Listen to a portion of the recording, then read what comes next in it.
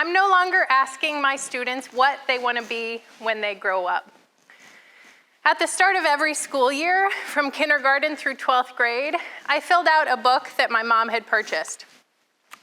There was a place to write my favorite hobbies, list my favorite classes, of course, paste my school picture, and that famous question, what do you want to be when you grow up? My answer varied over the years: nurse, teacher, veterinarian, zookeeper. Political science professor, shockingly, was not on my radar. As I grew up, I continued to ask myself that question and feel really stressed when I didn't know the answer. My peers stressed too. I remember well into my 20s, my friends and I would complain, only half ironically, that none of us knew what we wanted to be when we grew up. But that question, at least as posed to people over the age of, say, 10 or 12, is based on 3 false assumptions. The first assumption is that the thing you will be is also how you will earn a living. So your answer to the question is constrained by capitalism. The second assumption is that you'll be only one thing at a time, and that thing will last for your entire career. The third assumption is that there is some magical threshold you'll pass through from childhood into adulthood when you're suddenly grown up, and therefore you better have your answer to that question ready for when that moment comes. But in reality, all of these assumptions are false. We are all many things throughout the course of our lives, often at the same time, and only some of those things make money. And the older I get, the more I realize that there is probably never going to be a moment in my life when I truly feel grown up. Instead, our paths through life are rarely linear. Here's my own nonlinear story. I was born in Maryland. 6 months later, we moved to Saudi Arabia. My dad was in the Army, and at the time, before the first Gulf War, families could still accompany the soldier who was stationed there. We moved another 8 times before I graduated from high school. My senior year, I remember the advice I was given was that Army ROTC was the best, if not the only way for me to go to college.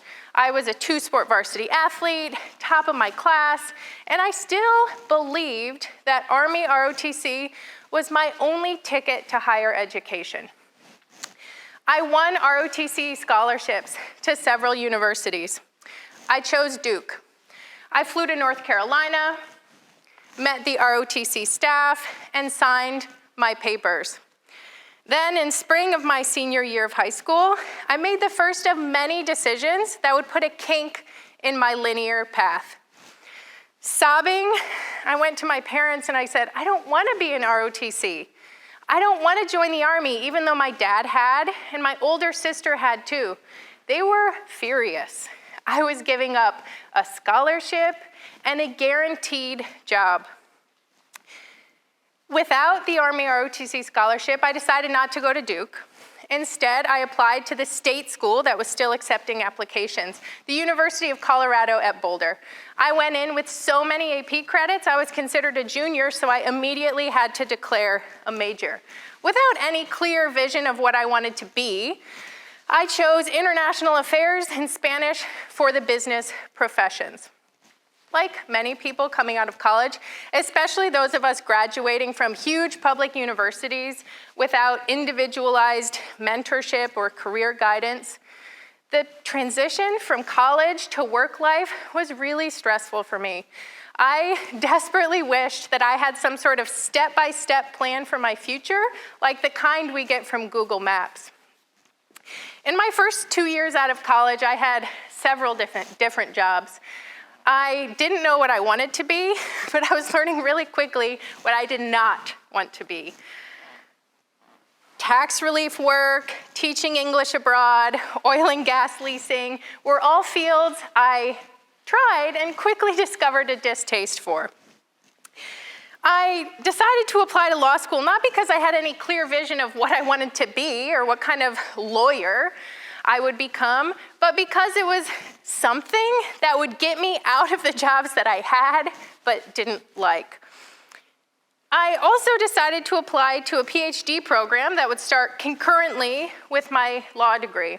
Surely, somebody who goes to the effort of applying to a JD PhD has some sort of vision for what she wants to be. Absolutely not. I didn't know any lawyers, apart from one college professor who had an LLM. I didn't know anyone with a PhD, apart from my college professors, most of whom never knew me by name. What I did know is that getting a JD PhD sounded cool, and I desperately wanted to sound cool. Around the same time I was making these decisions, I traveled to Peru with a volunteer group. On a free weekend, I went to Machu Picchu. Many people trek for days to reach the park. I took a train and a bus. A long line formed outside the park in the early morning before dawn, everybody waiting to get in to watch the sunrise over the mountains.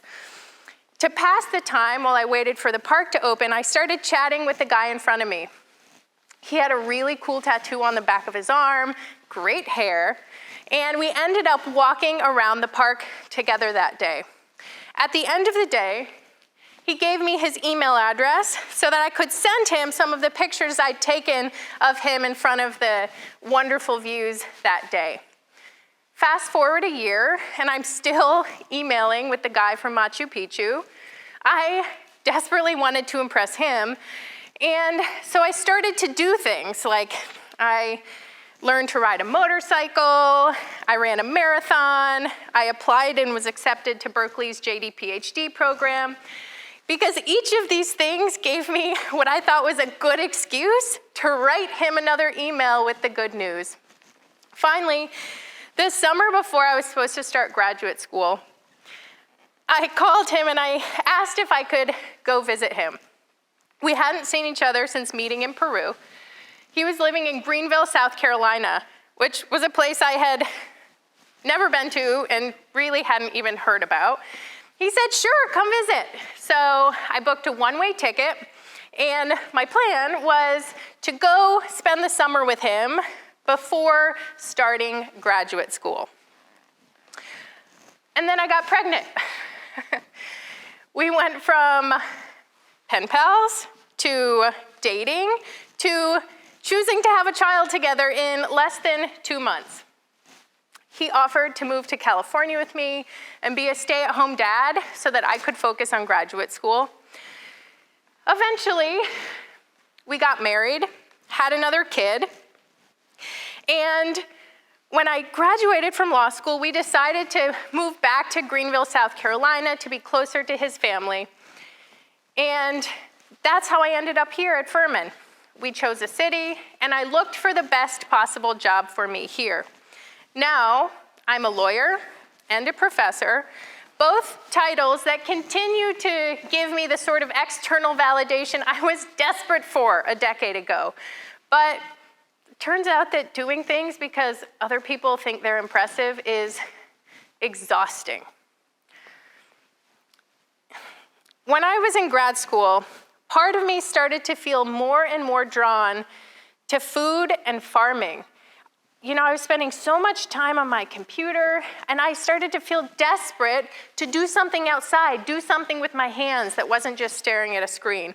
So I found a goat farm, started traveling an hour each way to go volunteer with the goats. I took a class on food with the famous journalist and foodie Michael Pollan. And that interest in food and farming continued when we moved to Greenville. I started spending a bunch of time on Zillow, looking for land for sale. And then in April of 2020, the world locked down. The perfect farm was listed for sale. It was old farmhouse on 7 acres, fenced pastures, big, beautiful barn, riding arena. I had no idea how I was going to make this work and knew next to nothing about farming. But we made an offer, and 4 months later, we closed on the farm. Now, in addition to being a professor and a lawyer, I'm also a small business owner at Rambling Rosa Farm. We grow produce and we sell it. I also raise rescued farm animals. I have a horse, donkeys, pigs, chickens, goats, and a sheep named Kevin. People often ask me, how do you do it all? And I think that the people who ask me this question forget that we are all doing and being many things at the same time. I am a mother, I'm a partner, I am a professor, I'm a lawyer, I'm a farmer, I'm a business owner, but I'm also an amateur skateboarder, a person who loves horror movies, and a mediocre baker. Perhaps my combination of pursuits is strange, or perhaps what's strange is that I don't try to hide my multifaceted pursuits. When I'm teaching, I'm still a mother and a farmer. My students have all met my kids and my donkeys. In fact, many of my students have volunteered at my farm. That's why I'm no longer asking my students what they want to be when they grow up. I don't want to perpetuate the myth that they're going to be just one thing. And I don't want to perpetuate the myth that there's going to be some moment when they cross this threshold from childhood into adulthood when suddenly they're grown up. Instead, I'm asking myself and them this question. Who do you want to spend time with? When I look back at these difficult decisions I made in my life, I wish I would have had this framework that I have now. Who do I want to spend time with? Because even though I didn't know what I wanted to be, I knew who I did and did not want to spend time with. I did not want to spend a lot of time around people in the military. That helped me decide to drop the ROTC scholarship. I did want to spend time around people from other countries, especially people who speak Spanish. That helped me decide to major in international affairs and Spanish and to live and travel abroad. I did not want to spend time around people who charge thousands of dollars to negotiate other people's debt with the IRS. I did not want to spend time around people who make millions of dollars buying and selling mineral leases. I did want to spend time around people like the guy I met in Machu Picchu with cool tattoos, people who like to travel and make jokes and work with kids. Ultimately, it was this question that led me to farming. I no longer hang out just with other professors and lawyers. In social settings, I find myself drawn to people who build things with their hands, people who are woodworkers and artists and farmers and homesteaders. And farming has allowed me to meet more and more people like this. Now I have a friend who goes by Pork Chop. He raises chickens.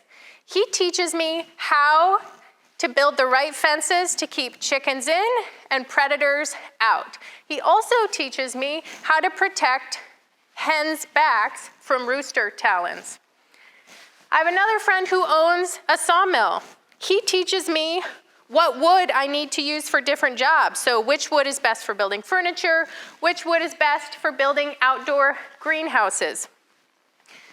I have another friend who grows produce at our farm. She teaches me how to prepare the soil, when to plant different crops, and how to harvest them.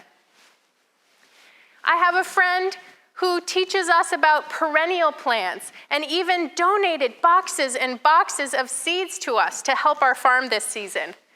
I have a friend who works at a factory where the factory often throws away excess lumber. So this friend started bringing the lumber to our farm and helping us turn that lumber into things like an outdoor washing station. I have a friend who teaches me how to use different farm implements, teaches me what tractor implement is right for each farm job. These friends taught me how to castrate baby pigs. This friend taught me not only how to trim donkey and horse's hooves, but how to saddle up and ride a donkey. This friend taught me how to screen print my own farm t-shirts. So that's why I'm no longer asking my students what they want to be when they grow up. They don't know what job they'll have right out of college, and certainly they don't know what job they'll have in 5 or 10 years. None of us really know the full options available to us, but they do know who they want to spend time around. So the next time you're at a juncture in your life and you feel forced to choose between different paths, ask yourself, who do I most want to spend time around, and act accordingly.